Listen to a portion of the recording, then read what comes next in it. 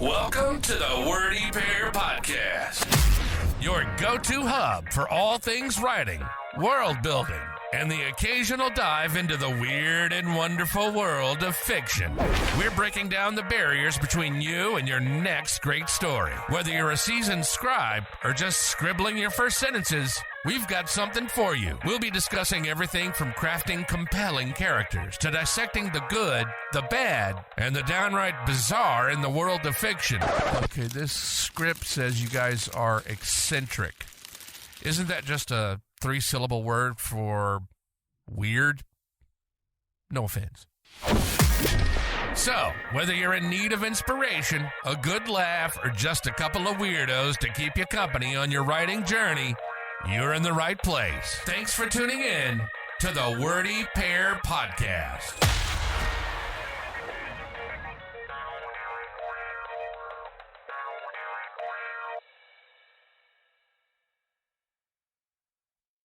All right, welcome to episode 13 of the Wordy Pair Podcast. I'm Rudy. And Justin here. And we're going to talk to you about Studio Ghibli, or Ghibli as we tend to pronounce it, because of that I call it H. Studio Ghibli because that's how I read it when it first came out, and I had never heard the word. It has the H after the G. It that's does. Clearly a hard G sound. Well, I mean, it could be Studio Ghibli, but I've never seen a GH sound start. I've never seen that do that in the start of a word. Yeah, so we're going to talk Studio Ghibli stuff. We're going to call it Ghibli. It's actually pronounced Ghibli, so yes, deal with it. But there's some really good writing and some really good work in the Studio Ghibli movies that I think we can probably make a pretty solid episode out of. In almost all of them. Nearly all of them. Like practically all of them, but not Tales from Earthsea. Yeah, well I mean... Everything but Tales from Earthsea. That might be an episode in itself. I might have to rewatch that again just so we can talk about all the places that movie went wrong. Yeah. But we're here to talk about writing, so I will try not to nerd out too much with my love of Ghibli movies. I mean, so I think we should probably include at least one additional movie as like a Proto-Ghibli movie. And that's probably Castle of Cagliostro, right? 2 of them, actually. Nausicaa is also Proto-Ghibli. Oh, it is? I didn't realize that. That's why they're my 2 favorite animated movies. I mean, Ghibli is great. Yeah. And, but like, Nausicaa and Castle of Cagliostro actually predated Miyazaki joining Studio Ghibli. They were both his brainchild, pretty much. The movie, I believe it was Castle in the Sky, which was the first movie that was done under the Ghibli name with Hayao Miyazaki. And there's a lot, and I mean a lot of similarities between Nausicaa and Castle in the Sky for that reason, because, it's like, we're bringing in this incredible talent, and he just had this successful Nausicaa movie, and they kind of tried to bring that magic to the screen twice, and I don't know the figures that these movies did at the box office, but I assume that they were successful in both, because both movies are remembered and loved. Well, I mean, we can look these things up. We're at computers. Well, I mean, we can, or we can wing it. What do you want to do? Would you rather give accurate information about dates and times and turn this into a history podcast, or do we just want to talk about the writing? We can do both. I'm not being sarcastic. We can do both. So Nausicaa worldwide, almost 9 million. That's probably pretty good for the time it came out. That was 1981, I think. Mm-hmm. 80. Well, I don't know. IMDb. This site says 84, but I have no idea. That's actually probably right. I think Castle of Cagliostro, wasn't that 1979? I don't know that one offhand. I should probably also help look things up. I do this all the time. I actually work with someone who I will say something and I'll be like, I wonder this and I wonder that. But like, I'm not actually thinking about getting an answer. And the next thing I know, he's coming back to me like, yeah, I looked it up, so it was this. It's like, all right, well, you didn't have to do that, but thank you. So it looks like the original release, that 2007. Oh, so this is a Japanese movie, so the websites don't have proper numbers because they're like, what did it do when it was released in the US, which was like 20 years later. Yeah, 1979 was Castle of Cagliostro. And let's see, we're using Wikipedia here. Box Oh, you've got office. Wikipedia. Wikipedia, huh? $678,000, or about 76 million yen. Yeah. And that's just in Japan. 150,000 in Italy and South Korea, 150,000 in the United States. It had a budget of a little under of about $750,000. Yeah, so it definitely made all that back. Good stuff. It Yeah. doesn't look like it made it all back in Japan though. So, which isn't a problem, but yeah, I guess I don't know I don't know how the Japanese, budgeting for movie things work, because like it might be very different from it is in the U.S. it could be. I don't know how much how much I don't know if there's many sales from merchandise for that movie, because I don't think there is much merchandise for Castle of Cagliostro. Oh, I thought we were still talking about Nausicaa. Sorry. Oh, no, the I was looking at the film gross for Castle of Cagliostro. Yeah. No. I think that in the case of Castle of Cagliostro, there was probably some significant marketing deal with Monkey Punch or something, the creator of Lupin the Third. Sure. So yeah, so that was, as far as I know, that was. I mean, I don't know what Miyazaki worked on before that. I never really dove into that much. But like the first major movie where you got to see how brilliant Miyazaki was Lupin the Third, The Castle of Cagliostro. Right. And he took a franchise that was largely so the creator of Lupin the Third had taken a lot of art inspiration from Mad Magazine. If you read the early Lupin comics, his drawings of Lupin characters look a lot like, what was the guy's name? I think it was Dave something. A lot of the art that was in idea. Mad Magazine. Yeah. He drew like Zenigata definitely had a look to him of like some kind of parody character in one of the Mad comics. Lupin himself had facial expressions that mimicked a lot of the Mad characters. And he had also, of course, taken the idea for the character from the original Arsène Lupin books by Maurice Leblanc. Right. So he basically made him the same character, except instead of being a gentleman burglar, Lupin the Third was a bit more of a like a semi-pervert, a wisecracker. He did a lot of the same things that the original Arsène Lupin did. He would mess with the police and get them to do things that he wanted them to do so that he could pull off his heists. And when Miyazaki took this, we're talking about a comic where there would be nudity regularly in the Lupin comics. It was made for adults. Yeah. But it was such a famous character in Japan that they handed off to this guy to direct a movie with, and what comes out of it is a story where he captures the essence of Lupin being a renegade burglar who strings the cops along on his adventures and pulls off incredible heists. But they also, they made it something that all ages could enjoy. They made it something that had a lot of impact in terms of, like it would hit the right notes where Lupin would be in a situation and it would look like the bad guy is winning, and then you'd get that wonderful turnaround where either Lupin had a plan the whole time, or he's so clever he figures out a way to solve the problem. And then of course you get. There's also just the change in tone too. Like it went from semi-gag manga to Castle of Cagliostro is a very serious story. Yeah, it has some funny parts in it, but it's a very serious and grounded, and it's not a joke, I guess is the way to put it. No, it's actually a movie about rescuing a damsel in distress.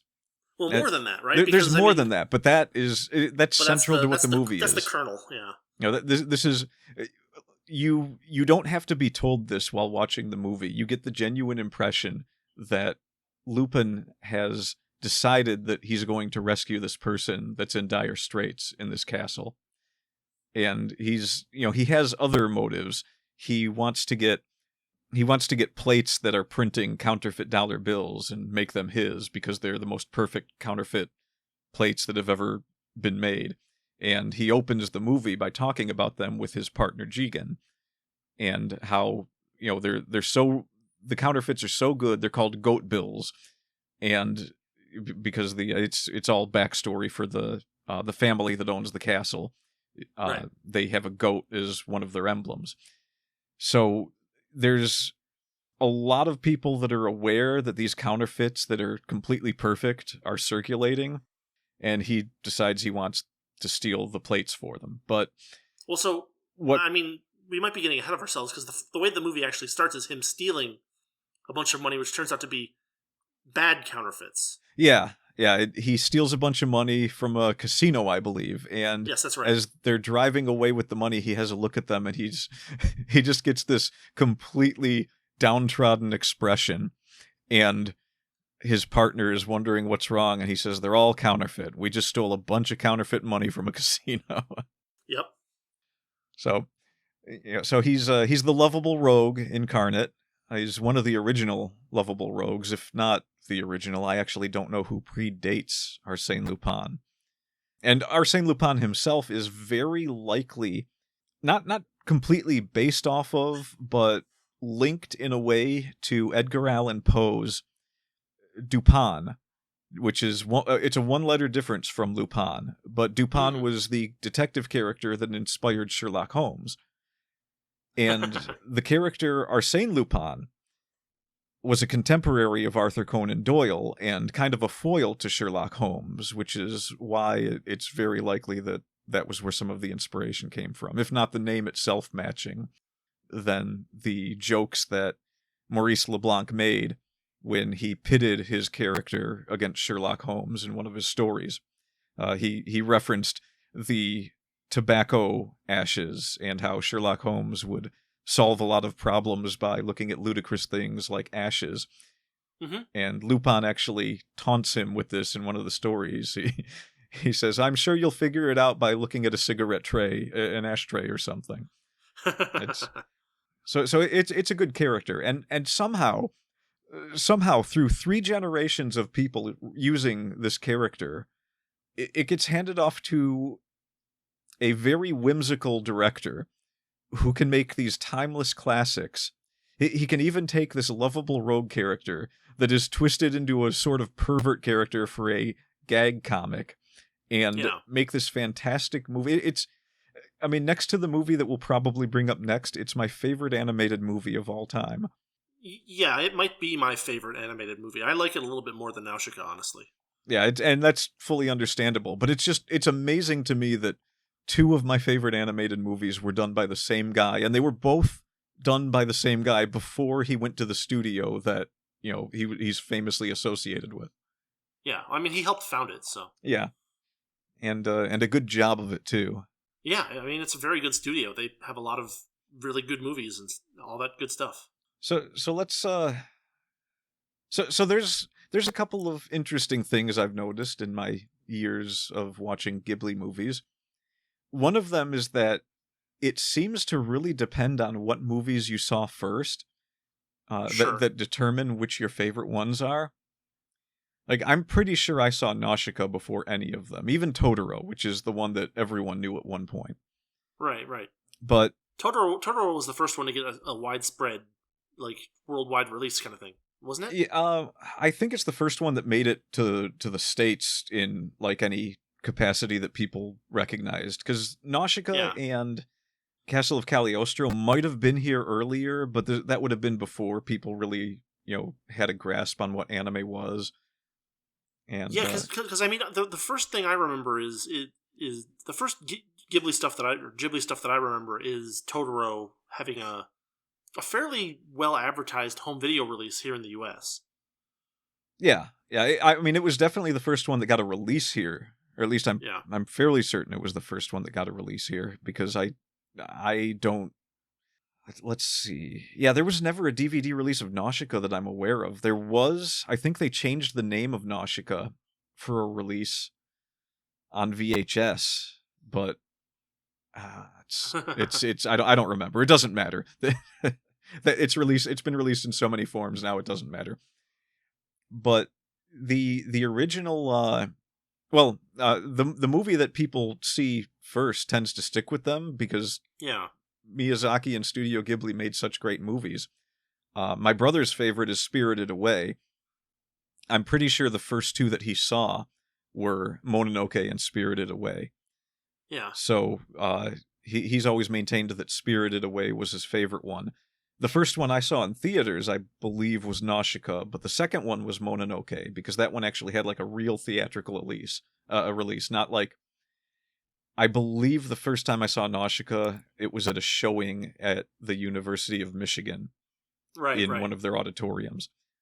So these movies have enough impact that it's like they're a group of movies where you will go in and you will watch one, and it'll hit you so hard that it'll be one of your favorite movies coming out, and you'll remember it so fondly that it's like a battle to figure out which one you liked best. But a lot of times it's just that first one that took you off guard the first time with just how good an animated movie could be. Because there's Disney had a lot of movies, but there's a different tone to the movies that came out of Studio Ghibli. There's a larger sense of an adventure happening. So number one about the Disney movies is that they were all adaptations of existing stories. Yes, they... And so there was always a bit of, at least when I watched them, there was always a bit of like a lingering sensation of it being a derivative work of something else that that kind of, not tarnish is a strong word, but like kind of steals a little bit of its thunder. Yeah, well, like Snow White was a completely different take on the original Snow White story. It still had a lot of the original elements, and the movie was wonderful, but it was definitely different in tone from the original Snow White and Briar Rose. Sure.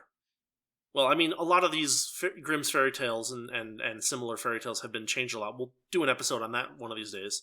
But, that's in the lineup. Yeah, it's in the lineup. But no, but I mean, they were so, I don't know, they were so distant in time too. Like when did Snow White come out? In the 40s, 1920s, 1930s? I think it was the 40s. Was it that late? Oh wow, okay. I could be wrong. I seem to remember it was the 40s though. It feels like the 1940s.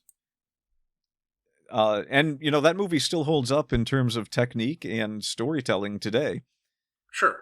And it had a lot of elements that you don't see anymore. Like, the singing that's in these Disney movies today is largely made just so they can like sell children's soundtracks. Whereas when they were writing the music for Snow White, that you could really sort of tell that it's just like, this is just what makes the movie better.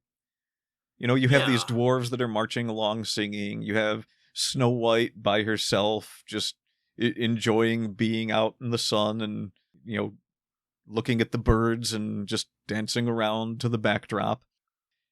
It all kind of felt like part of the story. Whereas nowadays, when you see the Disney character, well, I mean, even like as far back as the 90s, when you saw the characters start to break out into song and dance, it was very much more like a musical stage production than it was part of the story. Right. We can envision the dwarves in Snow White and the Seven Dwarves actually marching along singing hi-ho. Like this is them working. They're happy to be doing what they do. It's not a separate piece. It's part of the world. It doesn't stand aside from the world. Yeah, they don't jump aside and break out into a jig and start singing about how much they like pickaxes. Right. Even though as an avid Deep Rock Galactic player, I would be in favor of that. Oh yeah, there's certainly no end to great songs you could write about pickaxes. Or Rock and Stone. Well, you would be writing those songs for Rock and Stone. You could be writing the songs for Carl. Oh, you could. We should probably talk about Deep Rock Galactic one day as well. Put it on the list. I'll put it on the list. So, just looking at a couple of movies in general from Studio Ghibli. You had Castle in the Sky being the first. I don't know the order of the movies, but Totoro came pretty shortly after that. There was, and Totoro was interesting because it was kind of a light fantasy slice of life movie where like there weren't like Because if you think about the Disney movies, for instance, they always have stakes, right? Like, Yeah. there's a kingdom at stake. There's, an evil something or other, right? And Totoro was probably one of the first animated movies to, actually get some traction in the U.S. that didn't have that kind of structure to it. Yeah, there weren't any real stakes that you knew about in the story. All you knew from the story was that at some point the only real stakes that emerged is that one of the little girls ran off and they went to find her, and it wasn't a big deal. Right. It's still, but like that was kind of the part of the movie that made the movie, though, because you were just shown this magical little world that you're like, you're half wondering if it's all just imagination in the heads of these kids, and it seems like it's not most of the time, which makes it better. Well, it's close. Like, there are definitely some parts where it could be, but like they leave it vague, I think, deliberately. Yeah, they don't tell you whether or not this is real or not. And then when they go and find this, when they go hunting for this child that vanishes, it seems very clear that, well, no, this has to be, they almost have to be real. It's not just this kid running out and finding her sister. She's like acquiring the help of these forest creatures that nobody else has ever seen. Well, so this actually brings an interesting point to my mind, which is the issue of stakes, because there's a lot of movies these days, and writing too, where everything has to be saving the world. Everything has to be huge. And I think it's important to remember and to underline that there are these very excellent stories that don't have these high stakes. It's just something I think bears repeating. Yeah, and coming from someone who prefers to do high stakes when I write things, there's little necessity for it. Like, you can write a good story without high stakes. And some of the most famous things that have come out of Japan have actually been almost zero stake, like slice of life shows, like you mentioned. Yeah. And they're incredibly fun to watch because you get a story about a certain character and something that goes on in their daily life, but it's tempered by being a little exaggerated sometimes. Sure. The events are always a little bit more than would happen to someone in real life. You get a lot of the same things that are interesting about real life, such as a character waking up and their day starts bad and it just gets progressively worse, and it's all stupid little things that make it worse, but you can sit there and watch and be like, yeah, that kind of thing happens. It's like, just to see a character, after having a really bad day, they drop a screwdriver on their foot, and that's the thing that makes them snap, and they're just so angry. And when animators capture those angry faces really well, it's part of good writing is knowing when to use that kind of expressiveness. Yeah. Because everyone's had a day like that where, it seems like they get set off by nothing. But if you actually were to sit down and talk with them, you'd probably realize it's like, oh, they woke up on the wrong side of the bed, woke up too early, didn't get enough sleep, didn't get a good meal. Breakfast. Yeah. Yeah. And so you can picture all of that when you're seeing this happen to these characters in these shows. And a lot of time there will be this really low stakes thing that happens in these shows, almost like a sitcom where maybe someone's just trying to get tickets to a concert and they're doing everything they can to, and it's coming up to the deadline and they don't know if they're going to be able to. And then sometimes they do and sometimes they don't. That's how a slice of life show works. Yeah. Sometimes it works out for a good reason. Sometimes it works out for a bad reason. Well, so this is interesting too because, when the stakes are low, the characters can fail. Yeah. And it won't be a depressing Netflix crime drama when that happens. Right. Because the stakes always seem to be high in a lot of modern shows, and so when people want to show failure, they inevitably... Well, so this is something that's been happening in movies in the last, say, decade or so. There's this constant one-upsmanship going on. Like, the Star Wars sequels are a version of this, where, okay, there's a new Death Star thing. Okay, cool. Now there's, a fleet of new Death Star things. Okay, now there's 10,000 ships that are about to take over the... it just keeps getting bigger and bigger and bigger, to the point where it becomes a little bit absurd. And, from a writing perspective, you need to watch out for that kind of thing, because like the goal is not to one up the next thing that you're looking at. The goal is to write a better story than the next thing that you're looking at, and one upping it doesn't necessarily make it better. It just makes it bigger. And bigger has more stakes in the world, but it also has more stakes for any mistakes that you make. Like if you hypothesize that a spaceship can hyperspace into another spaceship and cause great damage, yes, you've raised the stakes, but you've also messed up 30 years of space battles. And I mean, I know you're pulling those examples just completely out of nowhere, but Sure. they are good examples of what happens when you ratchet up and don't have the capacity to make things work. Well, it's not even not having the capacity, but like, okay, so well, no, was it Go done ahead. properly? Was what done properly? Was ratcheting up the stakes in some imaginary circumstance you may have described done properly? Well, so I mean, I guess my point is that if the stakes are lower, then it doesn't need to be perfectly. Then it doesn't need to be perfectly done either, right? Because Right. it doesn't then therefore reflect on every other aspect of previous writing at the same time. Yeah, there's a level of competence that you have to have going into writing anything with high stakes if you want the reader to actually care about the stakes. Yeah. If you establish that the stakes are practically meaningless and you don't have a way to combat that, at least for the reader, then you're doing a disservice to anyone that you're actually trying to entertain, which is the point of writing, is largely to entertain. Unless you're writing nonfiction and you're writing to educate, you're writing to entertain. Even if you think that what you're really doing is writing to get people to think about something. Yeah. Let's just say there's a large amount of people that aren't going to think about much of anything if they're not enjoying the process of learning about it. Yeah, very true. But getting back to the movies that we're trying to talk about. we're not good at staying on topic. This is why we're the wordy pair. Yeah, tangents galore. All over the place. And I didn't have enough coffee today. And I got out of bed on the wrong side of the bed. And I didn't get enough sleep. And I just dropped a screwdriver on my foot. All right, falling down too. Oh, this will be 3 at this point.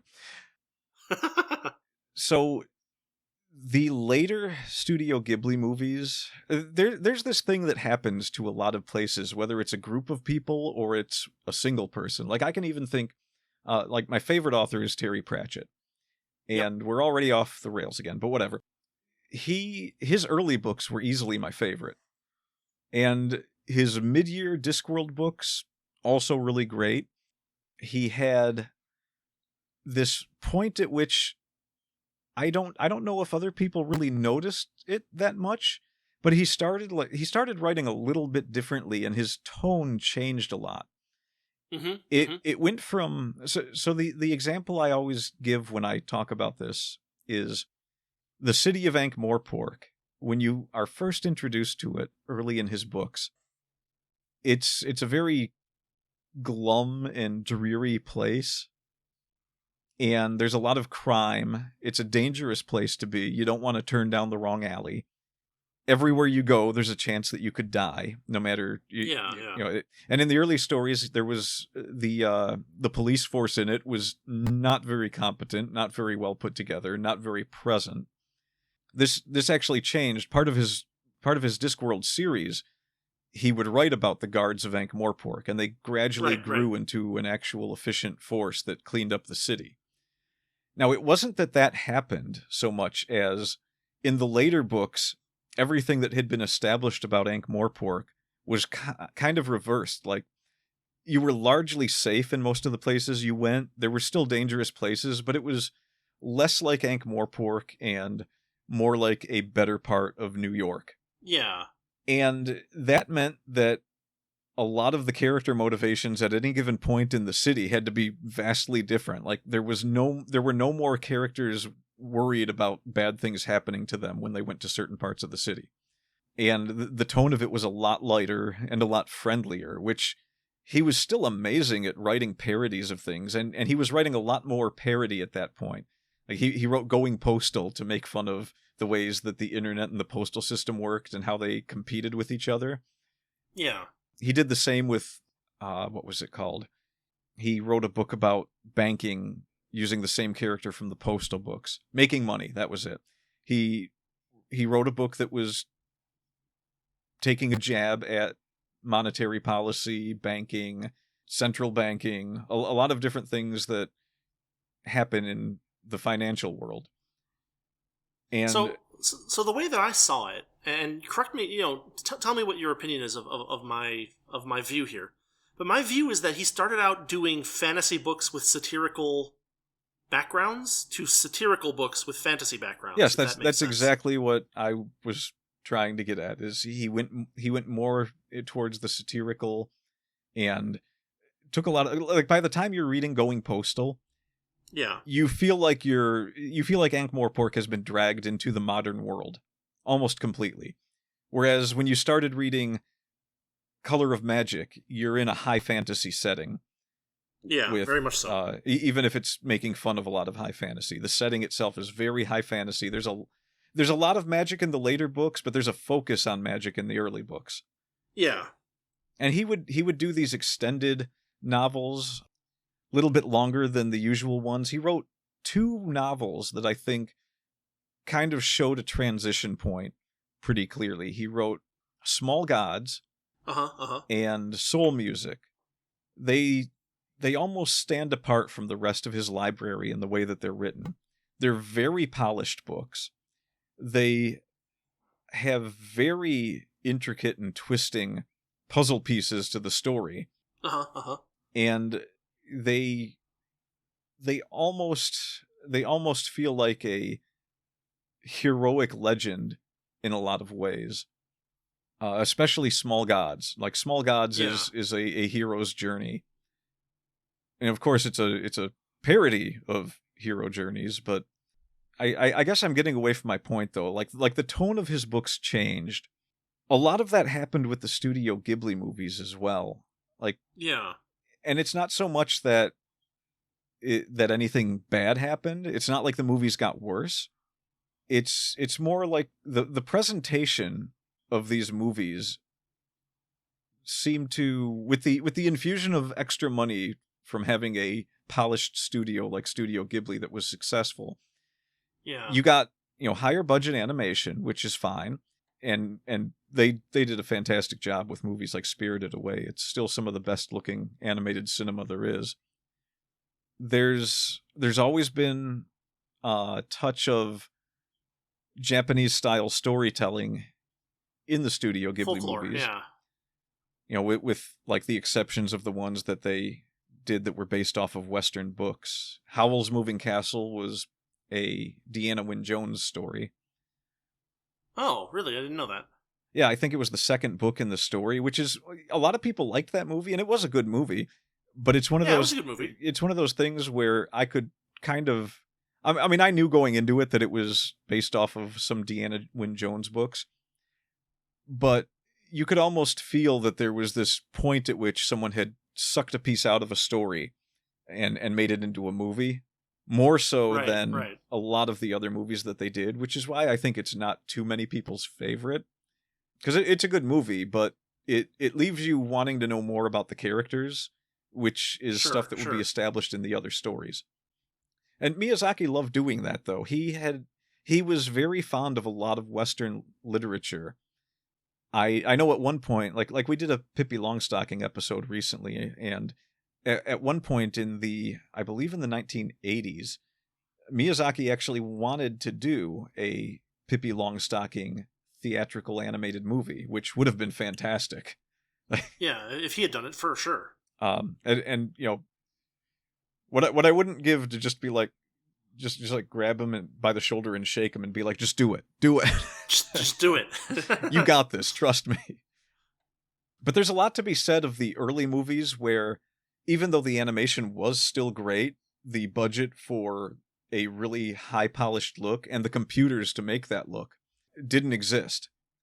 Right. So, in the case of Nausicaa of the Valley of the Wind, you have these beautiful hand-painted cells that, the artwork is largely inspired by the artist Mobius, which we actually mentioned before talking. We should do a thing on him. Oh, sure. He actually, him and Miyazaki actually, they met each other and talked a lot about about artwork and things. And it was no surprise to anyone that Miyazaki had taken a lot of his look for Nausicaa from the artwork of Mobius.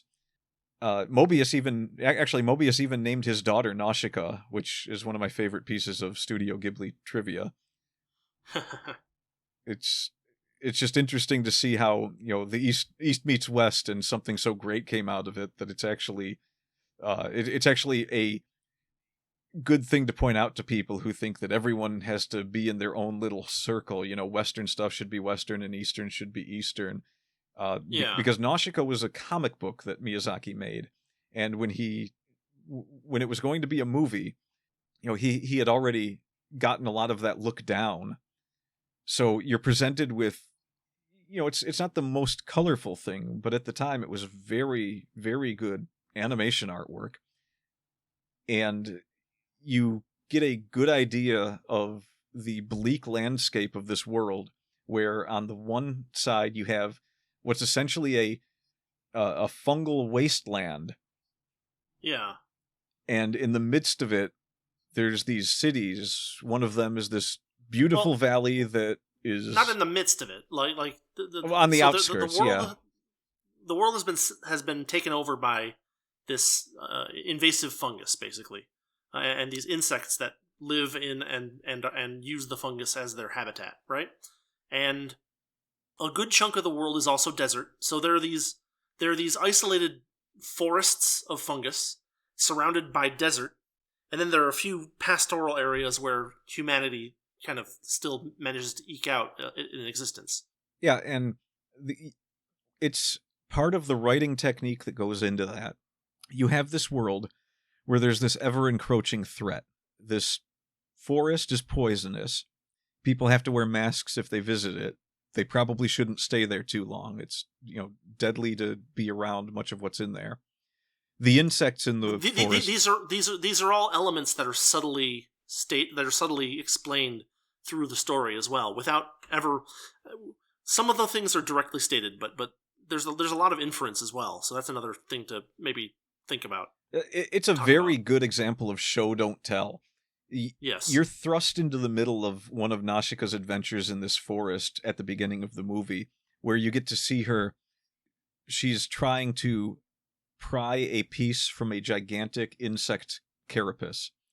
Yes. Because the material that it's made out of can be used for other things. And so you're just shown this girl that's trekking alone in this forest, that she has to wear a mask, so because you can't breathe the fungus or anything. You can't be exposed to much in the forest, and you can't be there very long. And she's just this young girl that's there all by herself. She's got a gun over her shoulder. She's got a knife in her belt. She's got these little vials in her jumpsuit that you don't know what she's doing with it right away, but you can tell just by seeing her standing in the midst of all this and coming across this giant insect that this is something that she does regularly. You don't have to even be told that. She's making a few offhand remarks about, it's an entire insect shell. I've never come across one so complete before. So she's prying off a piece of the covering for an insect's eyeball, and she's got this whole system where you can tell she's done this before, where she's breaking a shotgun cartridge or a rifle cartridge. Little help here from the gun guy. Shotgun shell. It looked like a shotgun shell. So she basically breaks open a shotgun shell, dumps the powder into a ring around the eye, around the thing that supports and holds the eye glass in place, and then detonates it with the flintlock from her gun. That basically pops the glass dome, which is the eye cover, free from the carapace, and then allows her to take it along. And you get to see all that without having any of it explained to you. It's done mostly without words. It's done fairly quickly, and it's an incredibly well organized story. It establishes a lot about the character in a few short moments. That she's there, she knows what she's doing, she does this regularly, she's very competent, and she has reasons for doing what she's doing. And then after you're shown all of that, she immediately covers herself with the little dome eyeball that she cut out. It's about as big as her, and so she sets it on top of herself and just lays back and watches the pollen in the air falling down like snow all around her, and just admiring how beautiful it looks, even though it's a poison that could kill her. So by the time you're 2 minutes into this movie, you've learned more about that character than you learn about most characters in the first 40 minutes of a lot of what you're seeing in modern times, because there's a lot has been lost in the ability of people to establish what a character is. And I hate to keep ragging on a lot of people these days, but that is something that just I don't know if I'm particularly finicky or if that turns off a lot of people to it. But if I watch a movie for an hour and I still don't know anything about the character, and I don't mean like things that maybe you're not supposed to know a lot of things. Like there's a lot of characters that like Doctor Who, you're not supposed to really know much about him when the show starts. But there are things that you learn about a character even if you don't know who they are and where they come from. You learn what kind of person they are. You learn what their motivations might learn what their motivations are. You get to learn through what they do, what will motivate them and what won't motivate them. And it's so much more satisfying to see this scene that shows you someone who has established who they are in the space of a couple of minutes, as opposed to, well, we'll tell you at the end who this person is, and we're not giving you any more information about them until then. It's stupid. It's really stupid. Like there's no character investment for a whole movie. What's the point? Well, I mean, it's amazing what they do in 5 minutes of Nausicaa that doesn't get done, that they do without words for the most part. And it's just a really good, like, if you want to understand the concept of show don't tell, those first 5 to 10 minutes of Nausicaa are pretty close to a masterclass. It's even more than 5 to 10 minutes in that movie, because immediately after everything we've already described, she hears gunfire and she takes off like a shot and goes to see what's going on. She doesn't want, because the insects are disturbed by any gunfire or violence. It's in the movie, they explain it through showing that every time someone is violent or forceful in some violent way, it upsets the insects and they will retaliate. In the comics, it's a little more direct. The story in the comics is way different than the movie. It kind of follows the same line, but there's a lot more to it. Mm-hmm. But essentially, the insects are peaceful, and anything that's not peaceful, they want to wipe out. And anytime they see humans being non-peaceful, they will attack them. So Nausicaa appears on the scene when someone is being attacked by insects for I forget if he stepped on another insect or what, or I don't. Did they even explain in the movie what he did? He did something, and it caused the insects. He did something that disturbed them, and then he retaliated when they. Yeah, it was largely the retaliation that made it a problem. So this giant insect called an ohm, which is the big important insect of the story, is chasing this man, and Nausicaa has this glider that she can fly through the air. And she takes off on it, and she distracts the bug, tries to get close to it to lead it out of the way of this person. She has this little whistle thing that she'll spin around as a way to communicate with the bugs, to let them know that nothing really bad is going on and that she's a friend. And it works to the extent that she's able to basically convince the pug. She performs diplomacy with an insect, and it decides to wander off somewhere else. Yeah, she calms it down. So again, you're shown in just a couple of minutes that not only is she in the forest doing something productive with her time and braving this forest by herself. But she also has this sense of duty and bravery where she will jump to the aid of another person who's in incredibly dire straits. And not only that, but she's prepared to deal with a lot of the dangers that come along with being in this forest. So by the time, and this is before I think even the credits start in the movie. This is all the couple of minutes before they play the opening music, I think. Unless I've got that backwards. I feel like that's how it happened. I'm not sure. It's been a little while since I've seen it. I can't recall exactly, but it's right at the beginning. Yeah, so. It's like right at the beginning you get all of this information. And then she goes to the Valley of the Wind, which is where she's from, and you find that's when you learn a little bit more of the background. So this is kind of what I mean, where you can have things that people don't know about a character, and you can introduce it later, but you still have to establish something about the character to have people invested in it. So she goes back to the Valley of the Wind. It turns out that she's the princess of the Valley of the Wind, and there's people there that like they aren't happy with. There's one guy who hates the fact that she goes off by herself to do these things, but they're also well aware that she can take care of herself and that she's pretty headstrong about it, and she really cares about the country or the valley.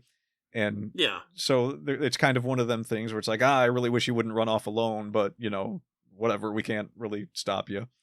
It's just the whole first half hour of that movie, you're getting to see Nausicaa in a whole bunch of scenarios where now she's back at the village, she's showing people these things she found, and they're like, oh, well, we can really make use of this. And you get a character that shows up. The character that she rescued is actually one of her mentors, and he shows up, and she runs up and gives him a big old hug, and it's like, oh, she's also, she's really endearing to all the people in the town.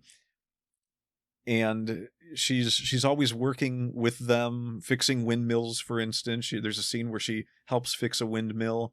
They show her in a really, really strong leadership role. But they also don't fail to show her as... I forget what age she's supposed to be in the movie. It's probably like 15 or 16. Something like that, yeah. Relatively young. And you get to see her at home. The king is in bed. He's kind of sick. He's been sick recently. Well, so this is an interesting point, because I believe that they say that the reason that the king is sick is because, or at least they imply very strongly, that the reason the king is sick is because of his long time low-level exposure to the fungus. Yeah, which is so this is another show don't tell, where you see the effects of like you see the effects of a long time of dealing with this pollen through the mask, and that helps to underline what happens if you aren't wearing the mask. Yeah, and not only that, but it also shows that it's important that they establish that the long-term exposure of being in the forest will do this to someone. So Nausicaa is going out there and doing all these things to help the village, knowing full well what it did to her father, and she continues to do it. Which it's more character development without saying a single word to you. She's kind of shown in a more like youthful and inquisitive role, younger, like learning from her mentor's role, in a scene where she's sitting on the floor with the wise woman of the village, and they're in her father's bedroom. He's in bed sick. And they're just kind of talking about the legend of the Valley of the Wind, which, it plays a role later in the story, but it's kind of just her sitting back and listening to this old woman tell her a story. And, Nausicaa has some ideas of her own, but she's largely interested in what people talk about. And the whole time she has... You get to see that she actually has this secret of her own, where maybe she'd been trying to cure some of the problems that the forest caused, and she had done a lot of research. You get to see that probably 10 minutes later in the movie. So like within a half hour or so in the movie, you find out she has this laboratory where she has grown plants that are similar to plants from the forest, but they don't seem to be poisonous, and she shares this fact with someone. She's kept this secret to this whole time, and she finally shares it. and he's blown away. He's just like, this is incredible. This means Well, we don't so understand a lot about. He thinks that they are the plants from the forest. They're so similar. Yeah, Like, it's not like she's got some kind of random plants, but the point that she makes is that if you give these plants from the forest clean water, they don't produce poison. Yeah, and so therefore the poison is not inherent to the plants, but it's something that they're basically processing. Yep, and she's been working on this a long time, and it's of course being worked on for the sake of everyone in the Valley of the Wind. Yeah. So she is brave and devoted and kind, and after you're shown all of these things, this horrible event takes place where an airship crashes into the Valley of the Wind, and the way it crashes, it kind of unleashes a lot of the toxins of the forest. So you get to see the village running around with flamethrowers and burning a lot of the trees that they had in their village because they become infected, and the infection spreads rapidly. So in order for them to survive this airplane crash thingy, they're forced to get rid of a lot of their crops and destroy a lot of, in some cases, their life's work, just to keep the village from being completely poisoned and overrun and having to flee. And they're successful in this, but the crash itself becomes a problem because it's apparently a ship belonging to an army that then decides it's going to come back to the Valley of the Wind to reclaim what was lost in the ship. Right. So what was lost matters incredibly to the story, but it's not terribly important in what we're talking about here. Essentially, this army rolls in, and they open up an attack without any explanation, ultimately killing the king. So Nausicaa's father is dead. She sees it happen, and she flies into a rage and kills several of the men that invaded her father's room to kill her father. Yeah. This shows another side of her where, she wanted something she wanted to protect, she couldn't protect, and she's willing to kill over that. Well, there's a very quick moment where, like, what's the word? She visibly bristles and goes into a rage, basically. And so you see that in addition to all of her, like, non-violent, peaceful side, that there's a there's a side that is angry and retaliatory when it needs to be as well. Yeah, so there's a lot going on there. She has a very strong sense of stopping injustice.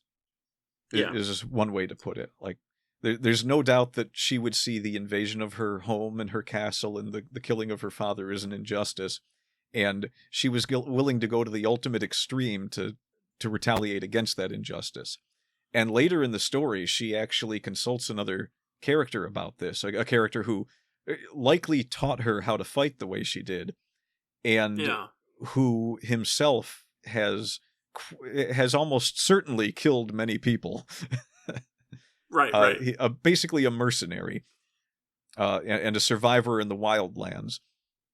And she's with him, and she's crying over the fact that she allowed herself to get so angry that she would take a life, and you can see that she's visibly upset with it. It's just every single second of this movie is this one character getting more and more development as you go on, and this is all the way through the movie, all the way even up until the end, when she has to make some incredibly dangerous decisions, and she holds to pretty much everything that she believes in throughout the whole movie. There's never really a time where she says, well, I guess this is the way it is. I think you're right. I think this might be the masterclass movie to watch if you want to understand how to do character development. Yeah, it's I mean, you have to translate, visuals to words, but yeah, it's very good at doing this with a minimum of, like, direct exposition, and a maximum of showing by example or showing by situation. It's really very well done, and this all happens in the first about the first third of the movie. Yeah, the first third of the movie, you're going to be so inundated with character development for Nausicaa that you're going to understand who she is for the rest of the movie. Yeah. Really, in the first 10 minutes of the movie. Well, I'd say probably that seeing her react to the death of her father is part of it, and I think that takes about into the half-hour mark. Yeah, just about. So yeah. I guess the point here is that we've got a movie that's about a character, and that character we get 30 minutes of very, very intensive development of that character, and that's not a bad thing in any sense. There's I can't think of any reason to say that they did it wrong, and so I guess this is just like a cautionary tale that you don't need to necessarily jump into the rising action immediately. Like, time spent developing characters is time well spent if it's well done. And so, you can learn a lot about how to do it well by looking at this movie, as well as how to pace it well. It's a really good example. Well, if someone wanted an exercise they could do. Yeah. In theory, a good practice might be to watch this movie and figure out how you would write this movie to paper. I mean, there are people out there that there's a lot of movies that after the movie is made, someone will write a novel version. Novelization of the movie. And I've read a few of them where they do a pretty good job of following the events in the movie, but that might be a way that one could practice writing characterization, is to find a movie with good characterization and then figure out how you would turn that to words on paper. Yeah. It would be a good. It would even be a good exercise just to diagram what's happening, and make like a map of it for yourself, so that you understand all the different stages and levels and events that happen in very careful detail. Because there's a lot going on there, and it lends itself to a couple of repeated views, I'd say. Yeah, my voice is almost completely gone at this point, but I'm going to keep on rolling here. I'm doing a little rough too, but So what else do we? We focused on Nausicaa a bunch. I would like to jump back to talk about Castle of Cagliostro for just a minute. Absolutely, this is an important thing to understand about writing characters as well. In the movie Castle of Cagliostro, you're given this character that's already an established character elsewhere, but this movie has to stand alone. That's the important thing, especially given it's almost peak Lupin III. Like, I don't want to disrespect all the work that Monkey Punch did when he created Lupin III, but it might be peak Lupin III because it took the character into a much more. It's the most refined version of Lupin III that there is, and it's easily the best movie out of all of them. Well, okay, so let's think about the first few minutes of Castle of Cagliostro in the same way that we thought of the first few minutes of Nausicaa. Yes, well, what do we see first? In the first few minutes... The first thing is that we hear Lupin, basically yell, "Let's get out of here," and they drive away, right? We then see... No, that's not how it happens at all. It's even better than that. The first thing you hear is an alarm, and possibly, I think someone shouted, "Which way did they go?" or something. Yeah, and something you just see Lupin and Jigen climbing down a rope and taking off with bundles of money. So what's happening here is you're seeing the established shot of your main characters, and you're being given the fact that they're thieves right off the bat. You're shown a brief bit of car chase with some police characters in the background. I think. Well, so no, hold on. You're missing something, because you don't see a police chase, because the police chase is immediately and preemptively thwarted. Yes. The police cars all break down in comical ways, and the final shot that you see before we cut away from the police is one of the police cars somehow has been cut in half cleanly and rolls and hits another part of a police car. Its wheels fall off, its hood flips up, and inside the hood is a cartoon image, like a very rough cartoon image of Lupin himself, it's saying like, better luck next time, or something his like calling that. card, basically. His calling card, and it's inside the hood of this police car, and then we cut away from the police. So but, in we learn a lot there. In the first minute of the movie, you learn what kind of character this Lupin isn't even is. This is 30 seconds Yeah. because we establish Lupin as forethinking, careful, thorough, humorous, A bane to the police. a bane to police, skillful, and like, I guess you would say he's got a very like jokester, like a trickster streak to him, and so we already have that establishment for Lupin, and then we cut to, and this is without either Lupin or Jigen saying a word. Pretty sure, or maybe like they say 2 words or something like that, but there's not much going on there. And then we cut to them on the road trying to drive away, driving away in a car that's filled with money. It's literally, well, so we also see one of the beautiful aspects of character building, which is uniqueness of the character's things that he keeps around him, because Lupin is driving a little Fiat, I think it's called a Fiat 500, little tiny car. Little tiny bright yellow car, and it's not very fast, and it's not very big, and it's literally filled with money as if it were like a soup of money with the stew of Lupin and Jigen as in it. And they're just driving down the road covered in money, and they start talking back and forth now. You get some banter. You get to see a little bit of Jigen's character along with Lupin. And then you get the scene that we already mentioned, where Lupin looks at one of the bills and says, "Oh, it's counterfeit." And his reaction is not just to like keep going and then you cut to a new scene. What he does instead is he opens up the window or the sunroof of the car, and he starts throwing the money out in giant billowing clouds, which now establishes him another character trait, is that he doesn't necessarily well, there's a range of emotions there. There's a range. Yeah, this is before he's told Jigen that the money is counterfeit, isn't it? Yeah. If I'm remembering. No. He says it's counterfeit, and then they start throwing the money out. Okay. So jumping back just a few seconds, though, as soon as they make off with the money, when it cuts to them driving in the car, it's playing this really laid back jazzy kind of music. Yes. And they're just kind of yucking it up as if they aren't like. Yeah, there's banter. France's Most Wanted or wherever they are, and it's like, oh, this is their lifestyle. They always do this. You get a sense of that from that moment. They're used to it, yeah. And then they discover it's counterfeit, and so he's like you said, he's popping out of the sunroof and throwing all this money out, and you're like, oh wow, he's just living the life of Riley here, isn't he?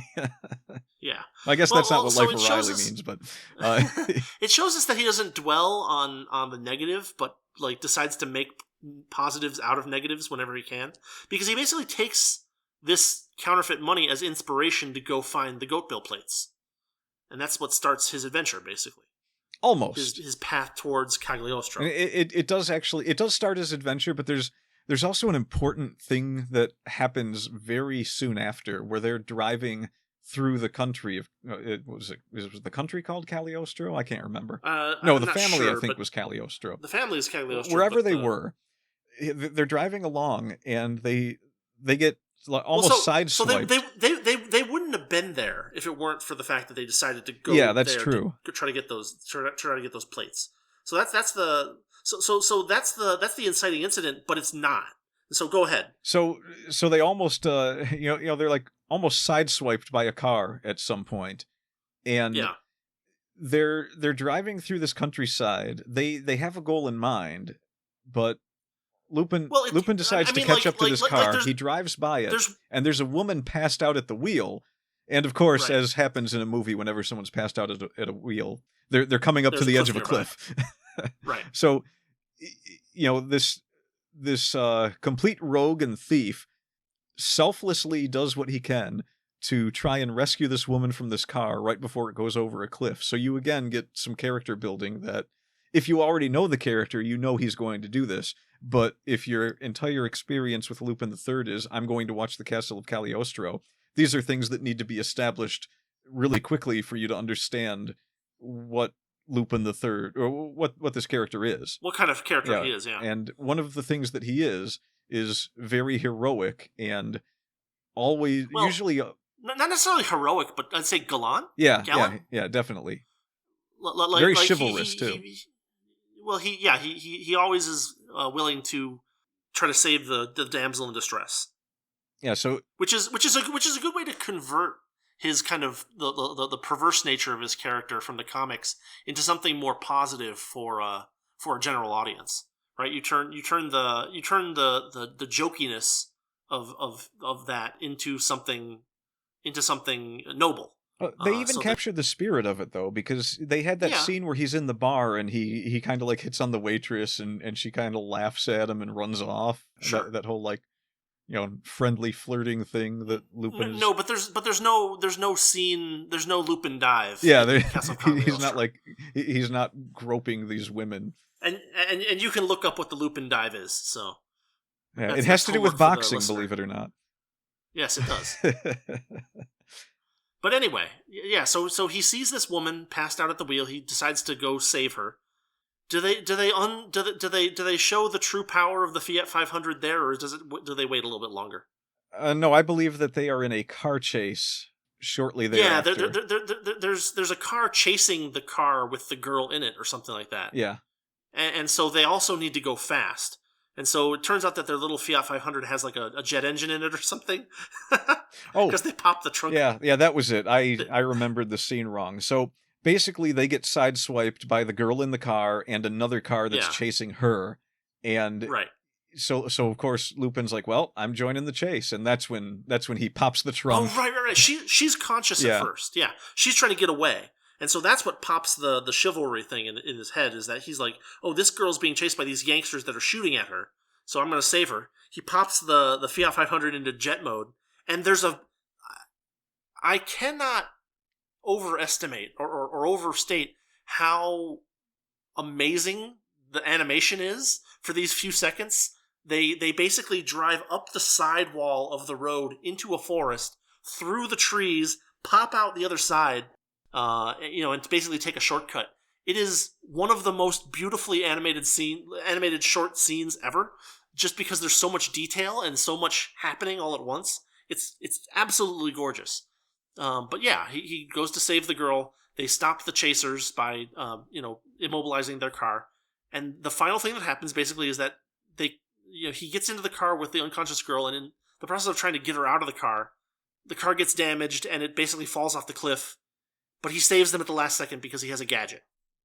Yeah, he's got a little belt with a grappling hook in it, which is one of the staples of Lupin the Third, is that he's got all these weird little gadgets that it's kind of taken from the Maurice Leblanc Arsène Lupin books. Yes. I know at the end of one of the books, he has this intricate device in this house that he's hiding in that inflates a balloon so that he can fly away from the people trying to capture him. Right. There's something to be said about Castle of Cagliostro's animation and just how beautiful it is. Like you mentioned, those couple of seconds of wonderful animation. Yeah.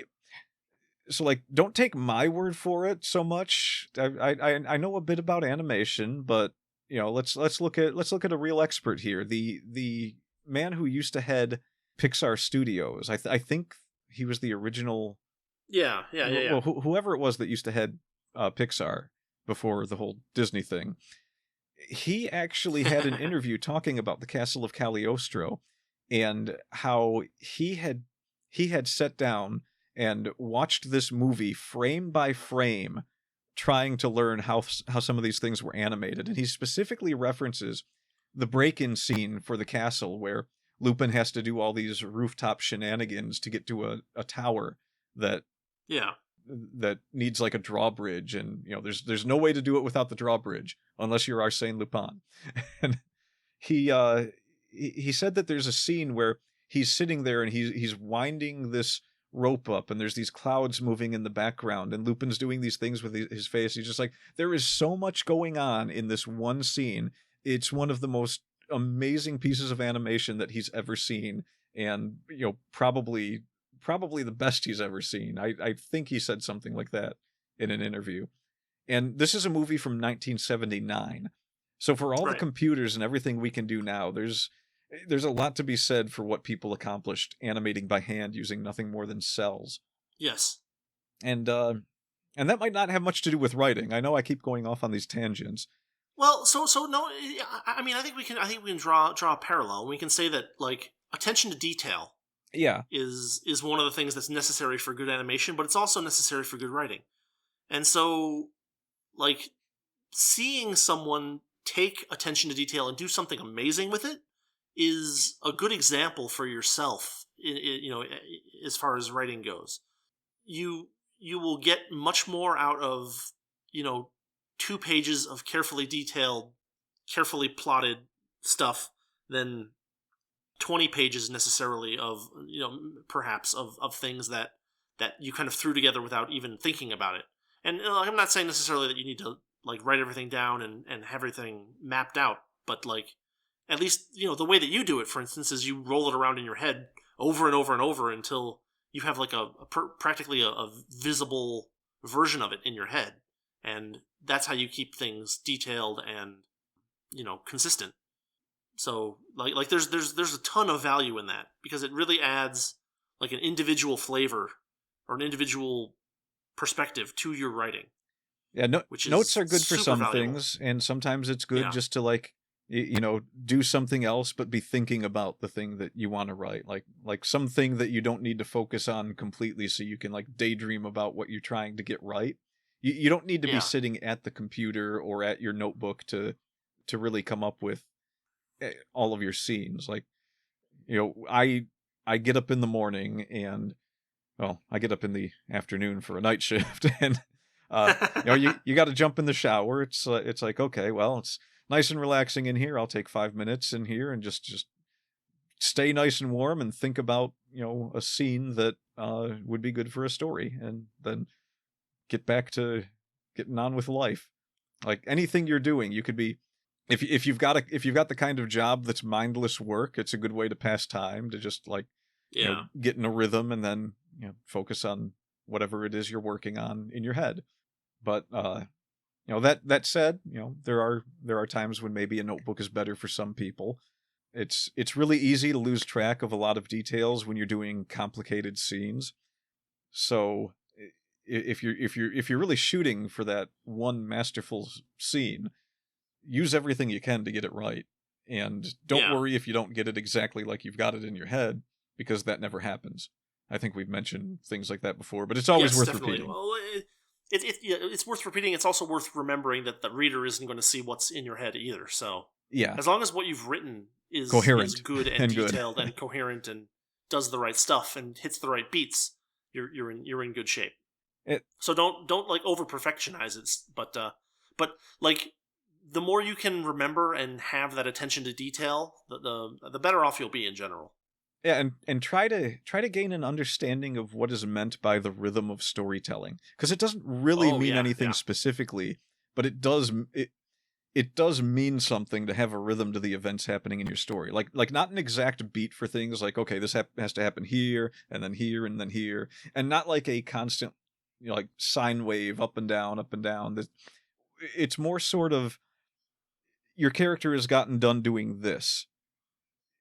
What's the next thing they need to be doing? You don't want a story that's like, okay, to give an example, there's a scene in there's a YouTube channel called Retsupre, where some guys watch people play video games and kind of, like, make fun of them, like a Mystery Science Theater thing. Yeah. And they were watching someone play King's Quest V.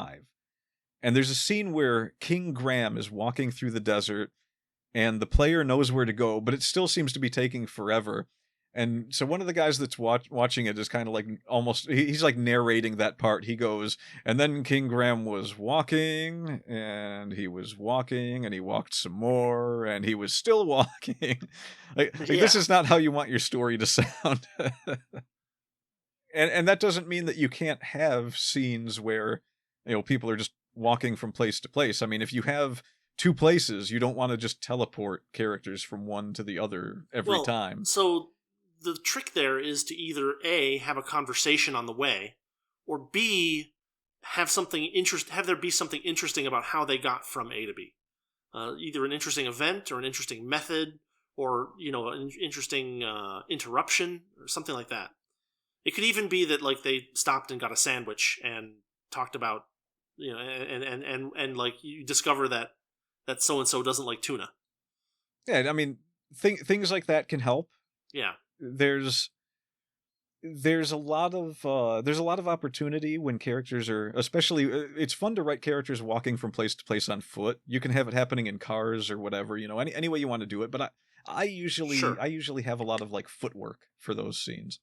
So what I'll do a lot of times is I will have the characters walking from place to place, and depending on the perspective, let's say it's first person perspective, you might have a character that's internally questioning what's going to happen when they arrive, or maybe where they're going, or maybe wondering about something that another character did in the recent moments. Or so just to give a really concrete example, you could have two people walking from A to B, and one of them is sure that they're taking the right path, and the other one is not sure whether they're lost or not. Yeah, right? And like something like you that. You can have an argument break out because of this, and maybe have some humorous dialogue, or maybe have dialogue that they get angry at each other, and it causes some kind of disruption in their ability to get along in the future. Yeah. Just it depends on what you want to do with them, of course, and what you want to happen in the story, but think about where the story is going, and then think about what you want to happen in that scene that amplifies where that story is going. And amplifies the characterization of the characters if possible. Yeah, I think it's safe to say that you're never really hurting for developing your characters, no matter how much you've already developed them. Well, no, that's the point that we were just at pains to make with Nausicaa. They spend half an hour developing Nausicaa, mostly just her, and it's not time wasted in any sense. Yeah. So.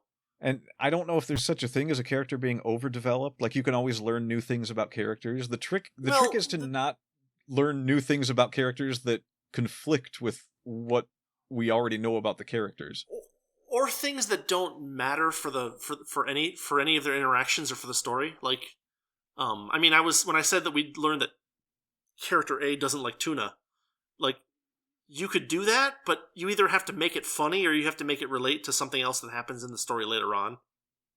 As just a datum about a random character, it's not usually that interesting unless you make it funny or interesting. Details. It's there's the concept of Chekhov's gun, right? If you put a gun on the table in the story, something better happen with that gun. Similarly, if you provide what appears to be a pointless detail about a character in a story, there should be a payoff for that, for the person reading to be like, oh, right, they do X or they do Y, and therefore this is something that was actually foreshadowed in a way that I thought was just something like a stupid sentence about, I never get bacon at Subway because it's not crispy enough, If you present a pointless detail or a seemingly pointless detail at some point, yeah, make sure to unpointless that detail at some point. Yeah. So those were the two movies that we kind of really wanted to talk about. Ironically, neither of which is technically a Studio Ghibli movie. But do we want to draw anything from any of the other Ghibli movies? Like, well, one of the things that's nice to note about those two movies is that they established the tone for a lot of what came out of Studio Ghibli. Like, there were always... Oh, yes, absolutely. There was a lot of subtle commentary in the storytelling in all of the Studio Ghibli movies, or at least most of them. Pretty much all of them that weren't Tales from Earthsea. And, yeah. And, a lot of times you don't even learn very much about the characters, but you always seem to learn a lot about who the characters are. Like how they feel about things, even if they present you a character in a Studio Ghibli movie that you don't learn the history of, you don't learn what happens to them in the future. You might not even learn their name, but you see through their actions really who they are, and you don't need that information. There's a lot of people who think that creating a good character is up to creating a good backstory. And that's one thing that you learn is not necessarily true from the Studio Ghibli movies. Is that Ghibli, whatever movies? Is that what's important is how the character is engaging with the story now, more than having an elaborate, detailed lore that doesn't have any bearing on the story, right? Like, you can write a biography of your character, but if that biography doesn't have anything that connects to the story that you're writing, it's not going to be very useful, and if you just state it, it's going to sound like pointless exposition. And therefore, it's important that everything that you learn about the character relates to the story, or practically everything that you learn about the character relates to the story. Something like that. Yeah, and okay, so actually a good example of what you're talking about is I have met no end of authors who will develop a character in every little detail, and it's like, why do you tell me that your character is 5'7"? I do not need to know this at all. Like, right, it's one right. thing if someone's writing a story and they're presenting a heroic figure and they're like, oh, he was easily 6'5". You know, they're trying to give you a sense of a large man who is heroic and, you know, majestic yeah. and overbearing. It's like there are times when it does make sense, but well, so here's the way that this works. You know, you don't just say, oh, this character is 6'4". You don't say, oh, this character is 5'5". What you have is you have character A and character B interact, and you observe, or you state in the story, that character A towers over character B, and you make that towering over either relevant to their conversation, relevant to their interaction, or relevant to to how they get along, you know? Yeah, and you can introduce these details in, and you can do it in a variety of ways too, right? Like, you can have character A attempt and succeed to intimidate character B. You can have character A attempt to intimidate and fail to intimidate character B. You can have character A end up being very meek, and then character B is overbearing despite his or her shortness.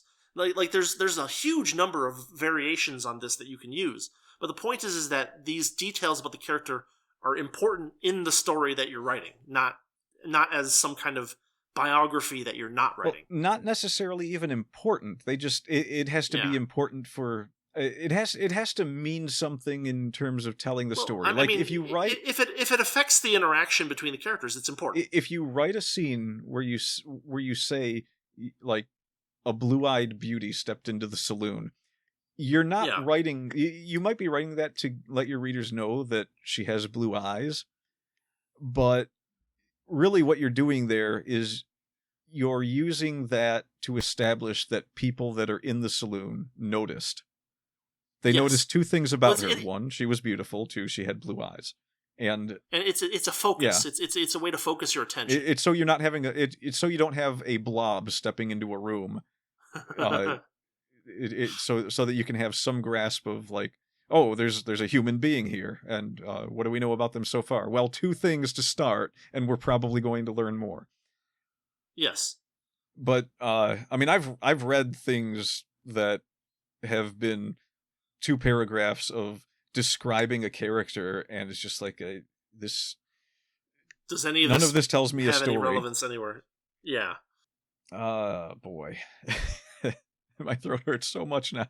Well, I mean, like, I think we've done a pretty good job of explaining some of the magic of Miyazaki's skill with cinema and animation, and applying that to writing. You know, it's a visual medium versus, a verbal medium. But when you say good job, I think there's different.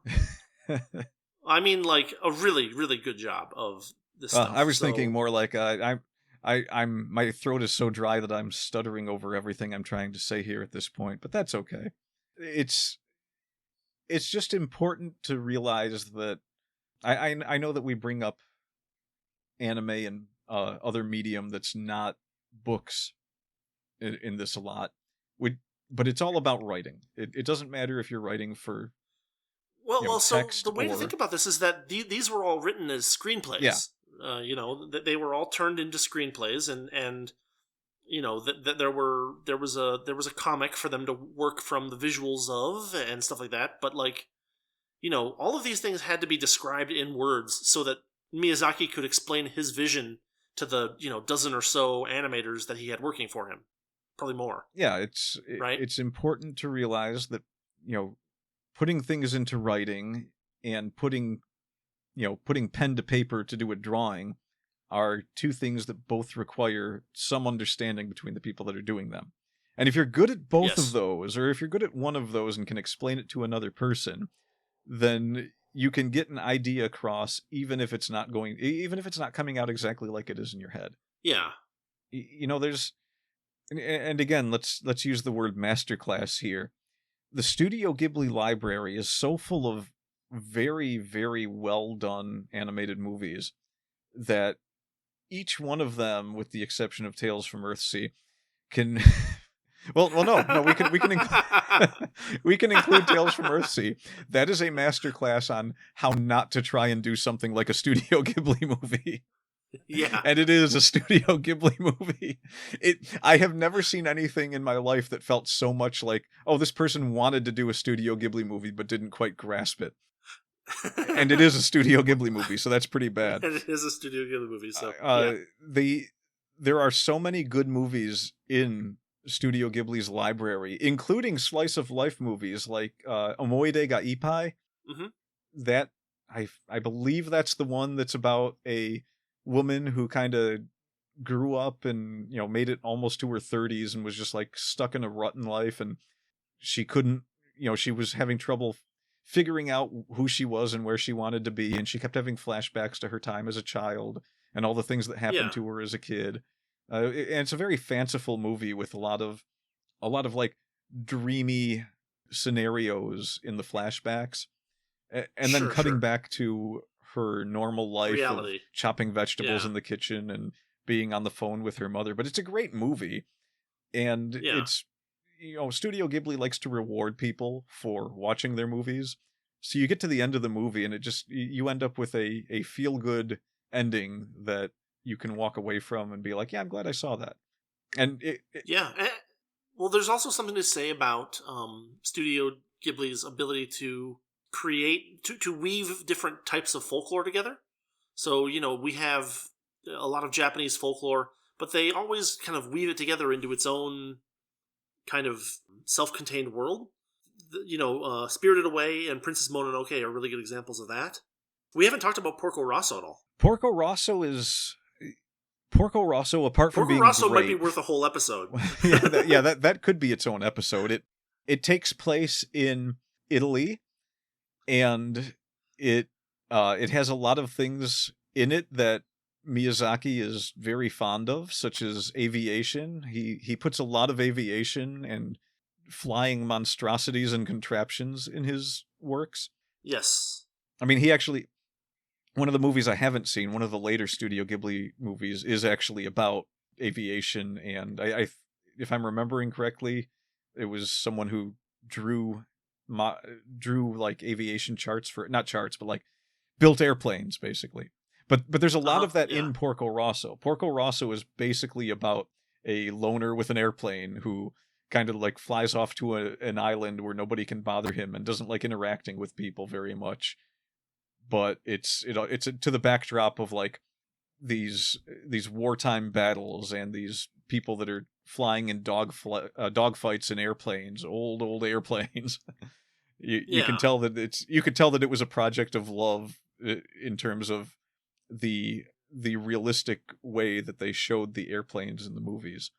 A lot of attention to detail to the engines being started and the way that smoke pours out of an engine, the way the planes move in the sky, and the way that a lot of the aviators would act and interact with each other. Yeah. It's it's a standout from a lot of the other Studio Ghibli stuff. It's just so weird too, because the fact that the main character in the movie is a man whose face turned into that of a pig has no bearing on anything in the story at all, but it's just almost no bearing, but it's one of those things that gives it a little blip of color. Yeah. Additional color to the character. That's just like, I don't know, like Porco Rosso could have been just about a regular guy and it would have still been a really good movie. So like it's just an interesting detail that comes up a few times, and it does get resolved in the end of the movie. So, like, there's a lot going on there. But, I mean, I guess the point that I'm trying to make is that, like, if you want to learn about writing, you can learn a lot from watching movies, especially really good movies like the Studio Ghibli movies. And except for Tales from Earthsea. And you can learn what not to do. like this is this is a phrase that should never leave your character's, that should almost never leave your character's mouth. Quote, "It doesn't matter which way we go." That's not entirely true, but in that movie it was true. I know. It was true in that movie. It was very true in that movie. And these were characters, again, Tales from Earthsea they were books by Ursula K. Le Guin. Right. And she's a very famous fantasy author that, even though she's so famous, might not be remembered as much to younger people today. Yeah. But Tales from Earthsea was one of the different and darker magical worlds without getting to a point of being gruesome, but giving you a feeling that it's just like there's very creepy things that go on in those books. And the characters in it are the most important part. So as you're reading each book, you're learning more and more about the characters and what they're going to do and what they will do and what they think. And they took all those characters, put them in Tales from Earthsea, which was directed by the son of Hayao Miyazaki, Goro Miyazaki. And I'm sure he's talented in other areas. He cannot direct a movie like his father can. The characters that they used were very good characters in the books, and they were nothing but Shaolin wooden men by the time that movie ended. And even at the start of it, they did not really develop at all.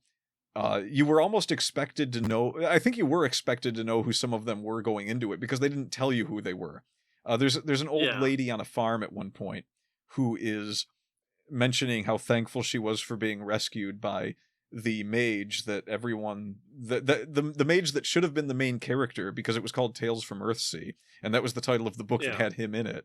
But this particular version of Tales from Earthsea, Studio Ghibli jumped forward in time to a later character in a later book and made the main character of the original a bit character.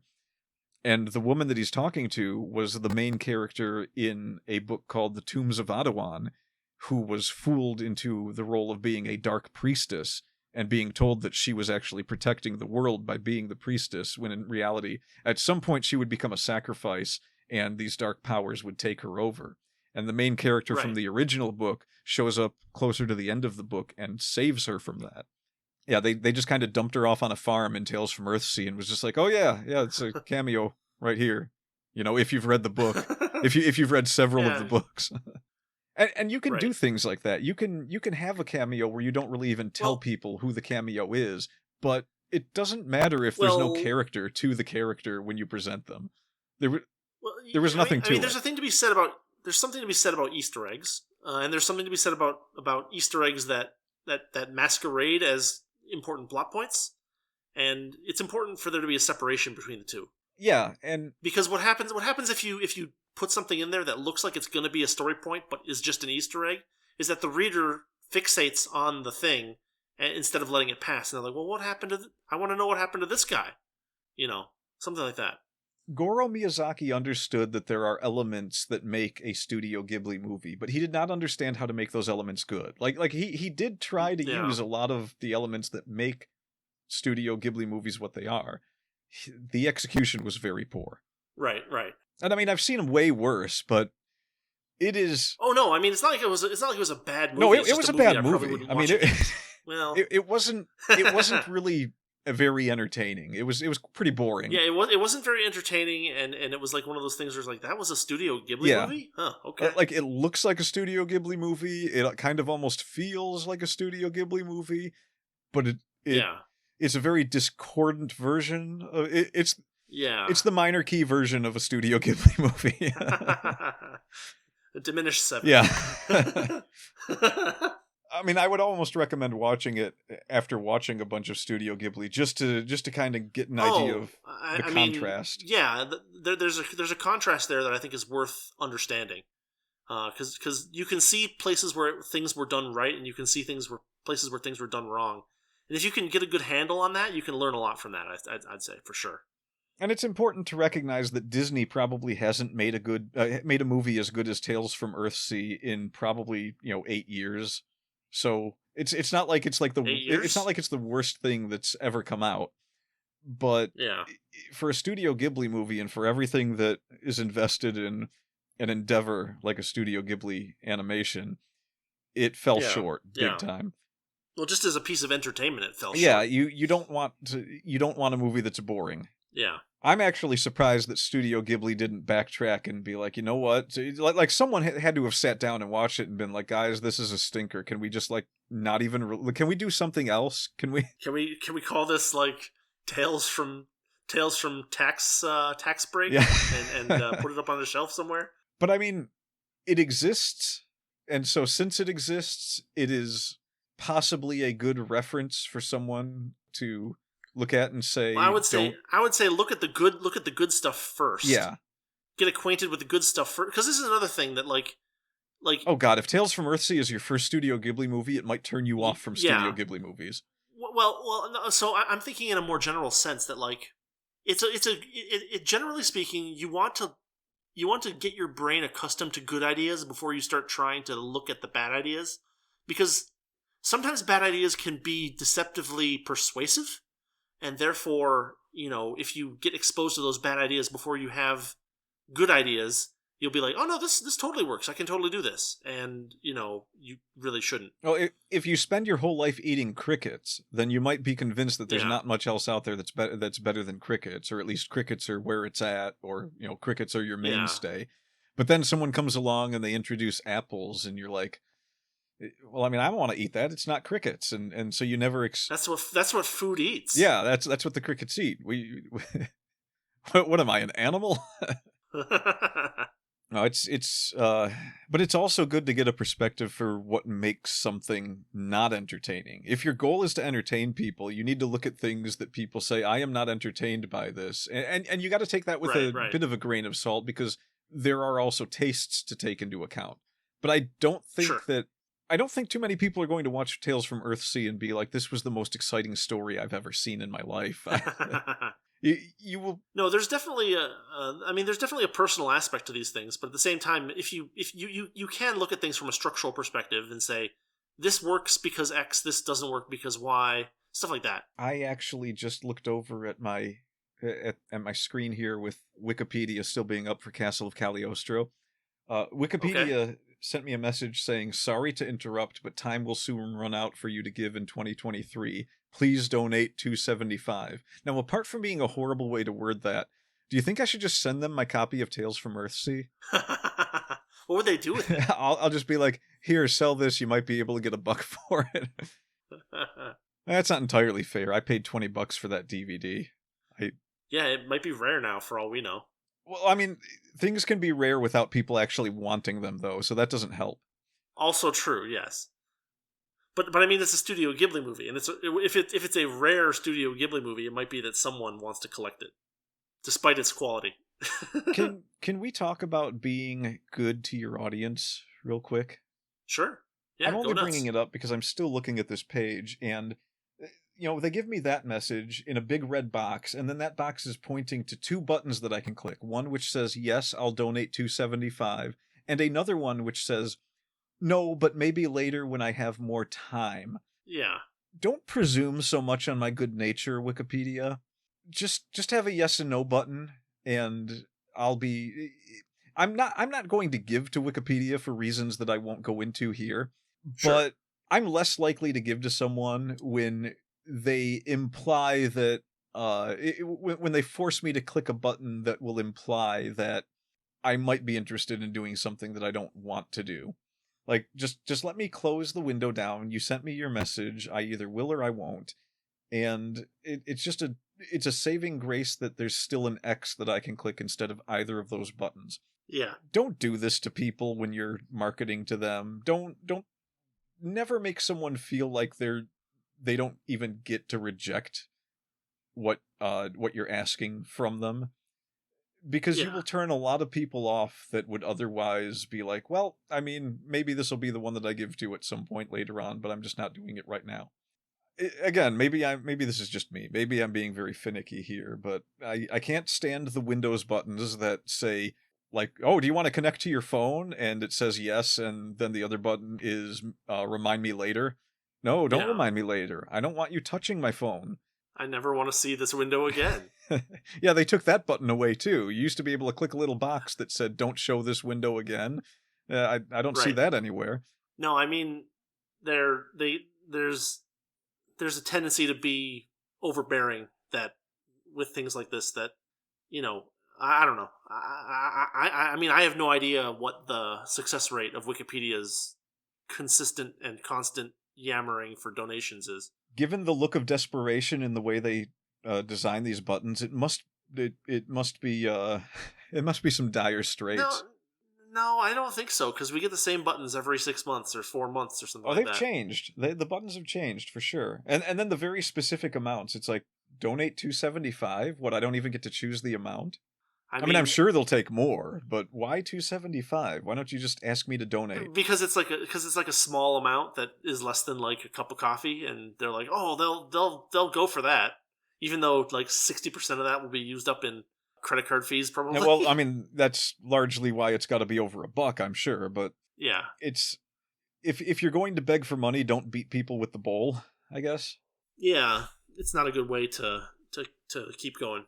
And that's something to remember especially if you're trying to write books.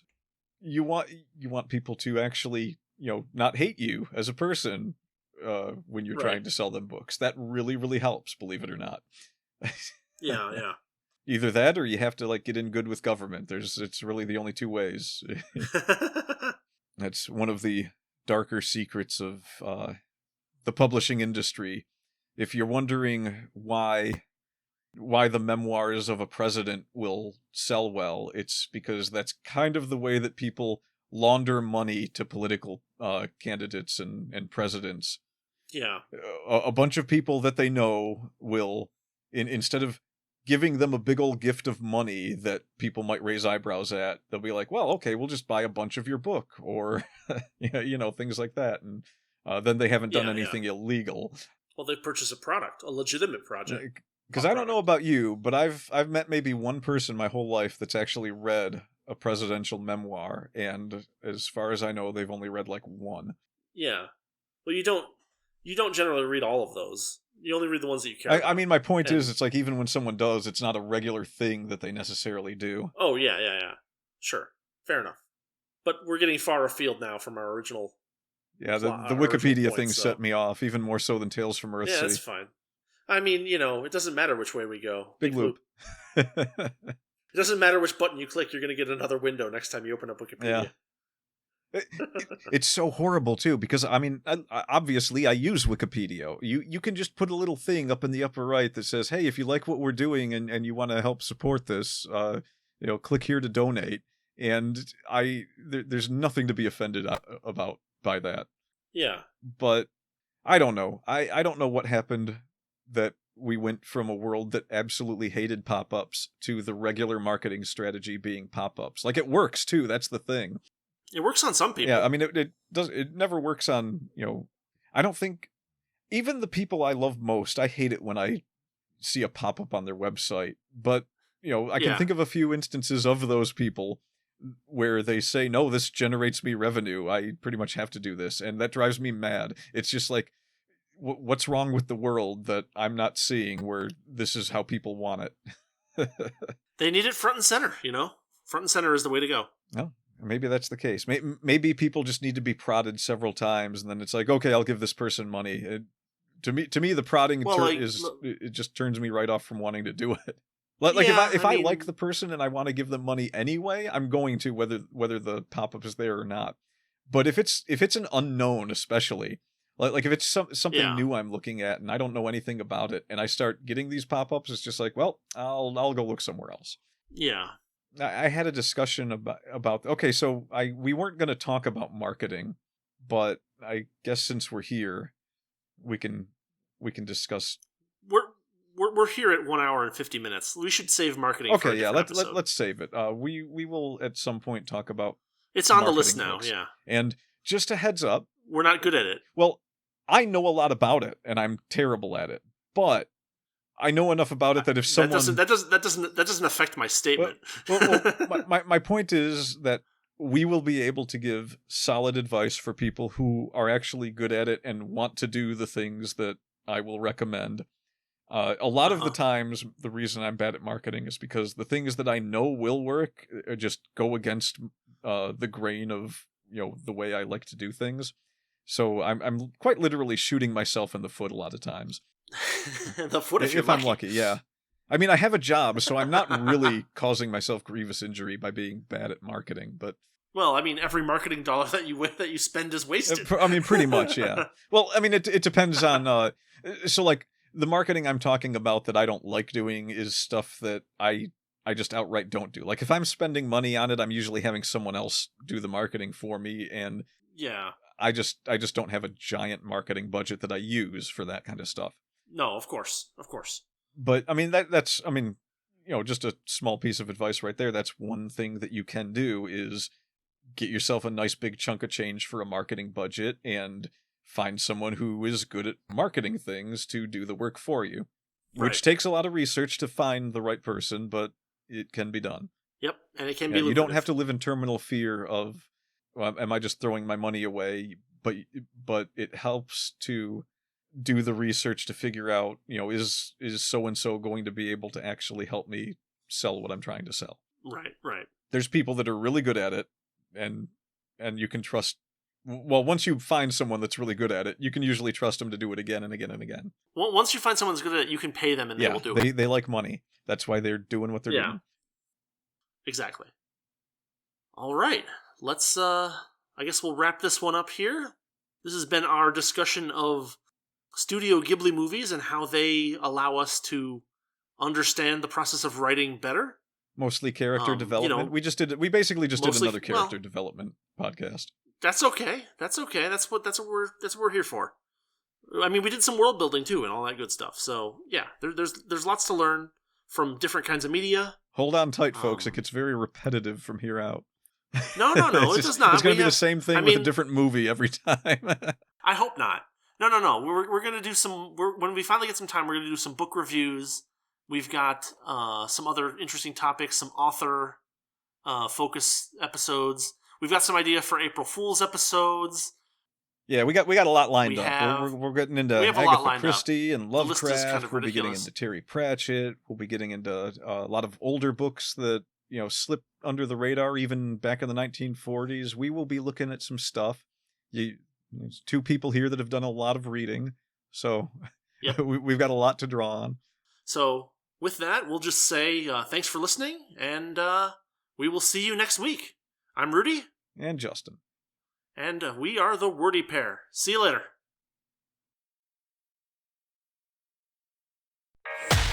Thanks for listening to the Wordy Pair Podcast.